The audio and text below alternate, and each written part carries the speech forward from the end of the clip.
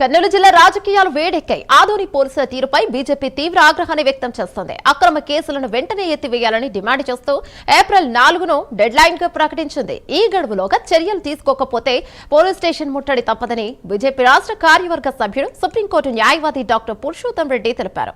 కర్నూలు జిల్లా బీజేపీ అధ్యక్షుడు రామకృష్ణ, రాష్ట్ర కార్యవర్గ సభ్యులు రామస్వామిలపై పెట్టిన ఎఫ్ఐఆర్లను వెంటనే తొలగించాలని ఆయన డిమాండ్ చేశారు. ఎవరి మెప్పు పొందడానికి ఈ తప్పుడు కేసులు పెడుతున్నారని ప్రశ్నించారు. జిల్లాలో బీజేపీ ఎదుగుదలను చూసి ఓర్వలేకనే ఈ రాజకీయ కుట్రలకు తెరలేపారని మండిపడ్డారు. ప్రజాస్వామ్యంలో పోలీసులు అత్యుత్సాహం చెల్లదని, దీని వెనక ఎంతటి వారున్నా వదిలిపెట్టే ప్రసక్తే లేదంటున్న పురుషోత్తం రెడ్డితో మా ప్రతినిధి Mastan face to face. Adoni నియోజకవర్గంలో అసలు ఏం జరుగుతుంది? బీజేపీ పూర్తిగా ఇక్కడ జిల్లా అధ్యక్షుడిపై ఎఫ్ఐఆర్ నమోదు చేయడం, అదేవిధంగా బీజేపీ స్థానిక ఎమ్మెల్యేగా ఉన్నటువంటి పార్థసారథిపై 50 ఎకరాలు అడిగాడంటూ అభియోగాలు రావడంపై పలు అంశాలు అయితే అనక లేవనెత్తుతున్న పరిస్థితి కనిపిస్తుంది. ఈ కేసులను ఏ విధంగా చూస్తారు?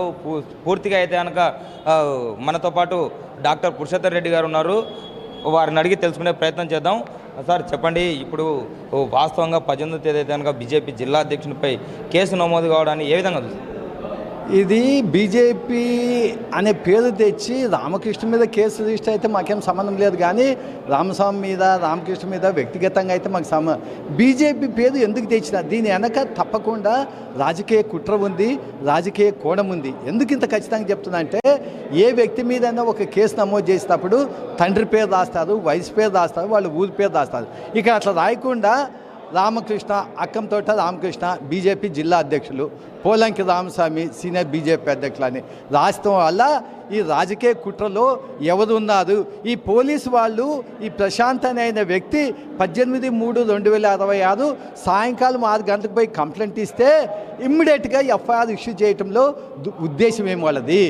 కనీసము ఆ సెక్షన్ 173 ప్రకారము ఇనిషియల్ ఇన్వెస్టిగేషన్ చేసి, ప్రైమరీ ఇన్వెస్టిగేషన్ చేసి కేసు ఉందంటే బుక్ చేయమని వద్దంటంలే. కానీ కనీసం ఆ రామకృష్ణను పిలిచో లేకపోతే మా రామస్వామిని పిలిచో ఇట్లుంది అని అడిగింటే వాళ్ళు ఏం చెప్తుంటారో, అది కేవలము రాజకీయ కక్షతోన రాజకీయంగా మమ్మల్ని దెబ్బతీయాలని ఎవరో నాయకులు పన్నిన పన్నాగం ఇది.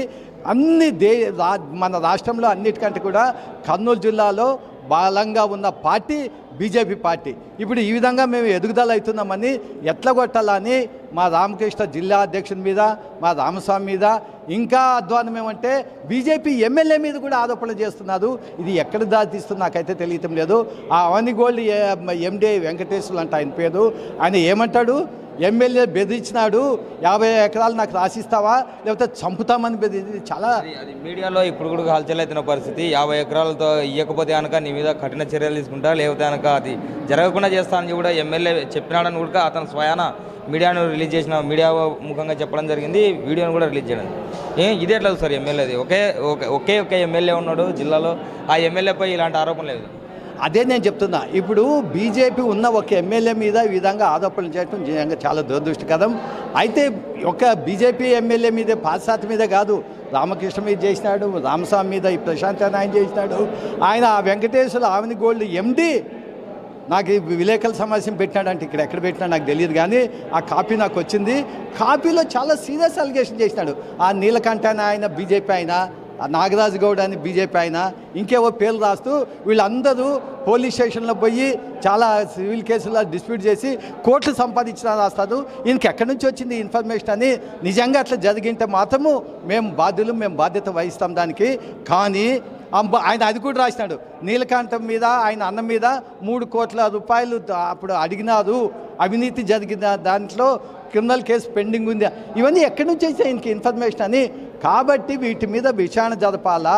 పోలీసు వాళ్ళు ఏదైతే ప్రశాంత్ అనే వ్యక్తి పోయి 6 గంటలప్పుడు 18/3/2006 గంటలప్పుడు కంప్లైంట్ ఇస్తే ఇమ్మీడియట్గా ఎఫ్ఐఆర్ ఇష్యూ చేయటం అనేది చట్ట విరుద్ధమైన చర్య.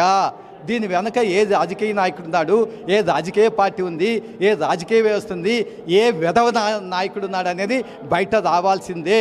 మా మొత్తం ఆ రోజు 10 రోజుల ముందు 18/3/2005 నాడు వీళ్ళు ఎఫ్ఐఆర్ ఇష్యూ చేస్తారు కదా, 10 రోజుల ముందు నుంచి సిఐ మొదలుకొని కానిస్టేబుల్ వరకు వాళ్ళ సెల్ ఫోన్లన్నీ సీజ్ చేయాల్సిందే.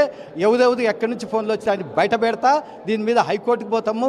మా ఎమ్మెల్యే మీద వచ్చిన ఆరోపణలు కానీ, మా రామస్వామి మీద వచ్చిన కానీ ఇవి తేలాలంటే ఒకటే మార్గం నాకు కనిపిస్తుంది. ఈ పోలీసు వాళ్ళ కంటే కూడా సిబిఐ విచారణ జరగల్లా, లేకపోతే సిఐడి విచారణ జరగల్లా.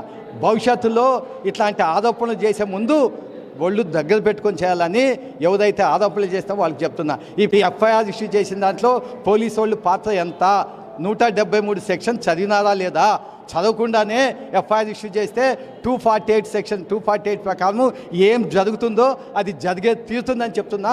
ఎందుకంటే మేము 4వ తేదీ వరకు వీళ్ళకి టైం ఇస్తున్నాం పోలీసు వాళ్ళకి. ఇప్పటికైనా వాళ్ళు తప్పుడు ఎఫ్ఐఆర్ ఇష్యూ చేసినాం కాబట్టి దాన్ని వెంటనే విత్డ్రా చేసుకోవాలా. చేసుకోకపోతే 4వ తేదీ పోలీస్ స్టేషన్ ముందు ధర్నా చేస్తాము. ఈ పోలీసు వాళ్ళని ఎక్స్పోజ్ చేస్తాము. మేము సెంట్రల్ గవర్నమెంట్ దృష్టికి తీసుకుపోతాము, ప్రధానమంత్రి దృష్టికి తీసుకుపోతాము, అమిత్ షా దృష్టికి తీసుకుపోతాము, పార్టీ పరంగా పోరాడతాము, వ్యక్తిగతంగా పోరాడతాము, న్యాయస్థానాల్లో పోరాడతామని తెలియజేస్తున్నాను. ఇది చెప్తున్న పరిస్థితి.